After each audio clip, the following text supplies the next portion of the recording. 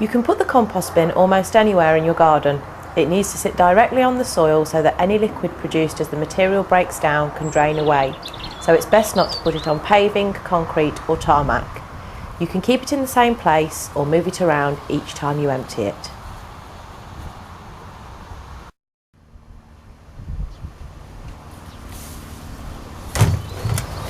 I'm going to put this bin here at the side of my garden where the ground is nice and level.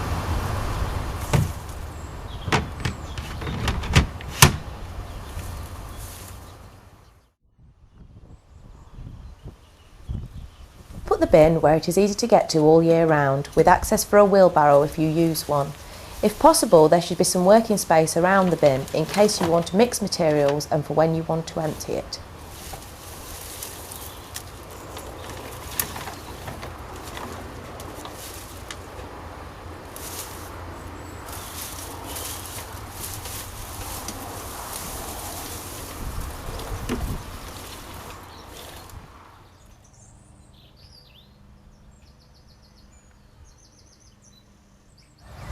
Find an amazing array of stuff to put in your compost bin once you know what can and can't be composted.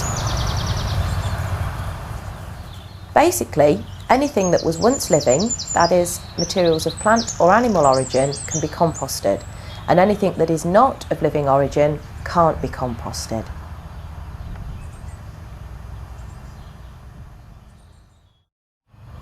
So things like these, tins, plastic and glass, can't be put in your bin. But they can often be taken to the local recycling centre instead. And then there are of course some things that don't quite follow the rule. Some materials are best kept out of the domestic compost bin, although in theory they are compostable. For example, you should not put used cat litter, meat scraps or any cooked food in the bin. Vegetable peelings from the kitchen are good compost ingredients. Collect them in a bucket or a kitchen caddy and empty it into the compost bin regularly. Junk mail, cardboard egg boxes, kitchen paper, loo roll middles and general low-grade paper are other common household items to compost. You can add them to the vegetable scrap bucket or collect them separately. Crumple up the paper and cardboard before you put it into the bin. This is better than tearing or shredding it, as it keeps the air in the heap.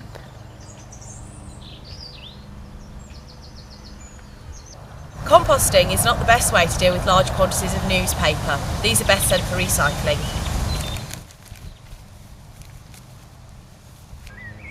Most of the plant debris from the garden can also be put in the bin. For example, prunings, whether it is soft leafy material or more woody prunings, weeds, grass mowings and clearings from the vegetable patch, they can all go in the compost bin.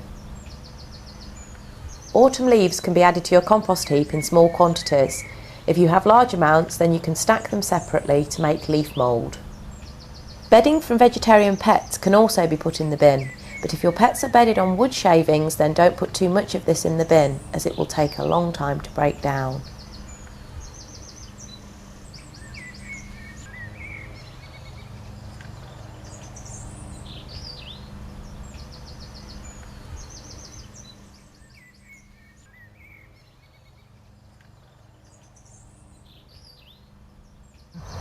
There are just a few things that you need to remember when making compost. Composting is a natural process involving many different kinds of bugs. You can provide the right ingredients to feed the bugs and give them the conditions they like to live in. They need food, air and a bit of moisture. The material you put into your compost bin can be divided into greens and browns. Basically, you need a mixture of both. The greens are the young, tender and moist materials such as grass clippings, vegetable peelings from the kitchen and other tender plant material from the garden. The greens tend to rot very quickly. If you leave a heap of grass mowings alone for a few days, it will soon get hot. This shows that the compost bugs have started to work. But grass on its own will rot down to a slimy heap that isn't compost.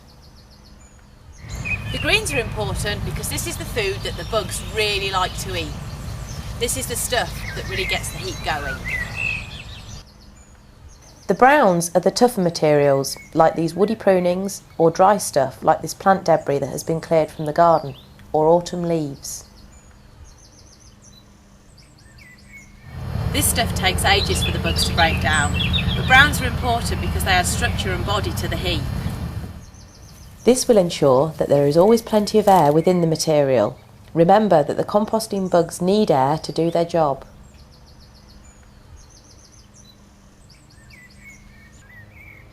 Straw, wood shavings, cardboard and paper are also browns, but don't forget to crumple the paper before you put it in. Many items that you can add to the compost heap are a mixture of both greens and browns. For example, these soft prunings where the leaves are still young and sappy, but they also have a more woody stem.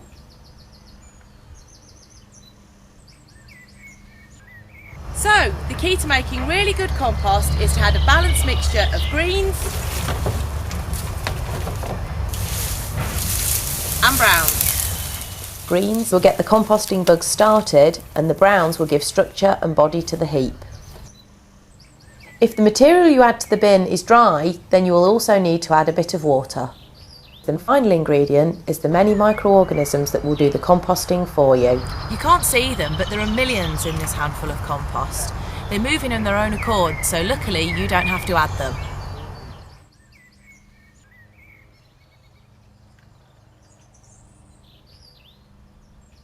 Add material to your compost bin as it becomes available. The more you add at once, the better. So try and gather a few ingredients together each time. Remember that you need a mixture of greens and browns. Don't worry about exact quantities, but try and add roughly equal amounts of each.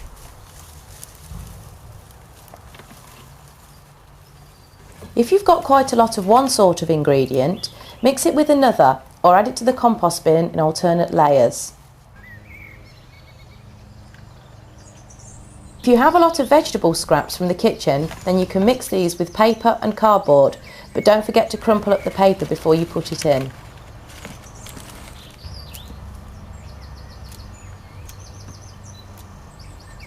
You can mix grass mowings with autumn leaves or cardboard.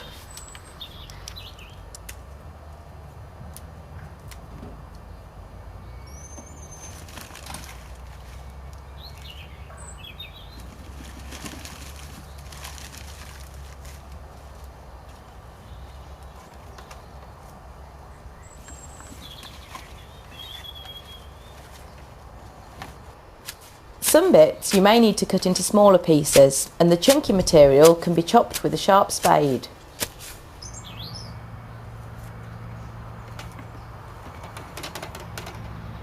Alternatively, it can be shredded before it is put into the bin.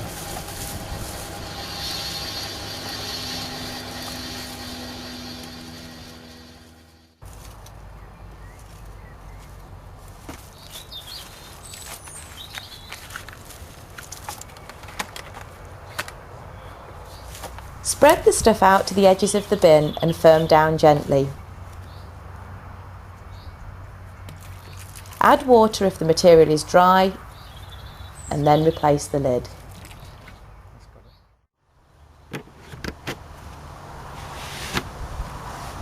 If you've just added a lot of material to your bin in one go, you will find that it will begin to get hot within a few days and the material will break down quite quickly.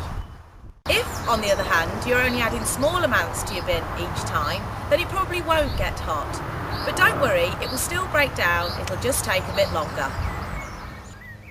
As the material decomposes, it decreases in volume, so you may never actually fill the bin completely. Just keep on adding more material. After 6 to 12 months, there should be some finished compost at the bottom of the heap. If you have a hatch on your bin, you can check to see what it looks like.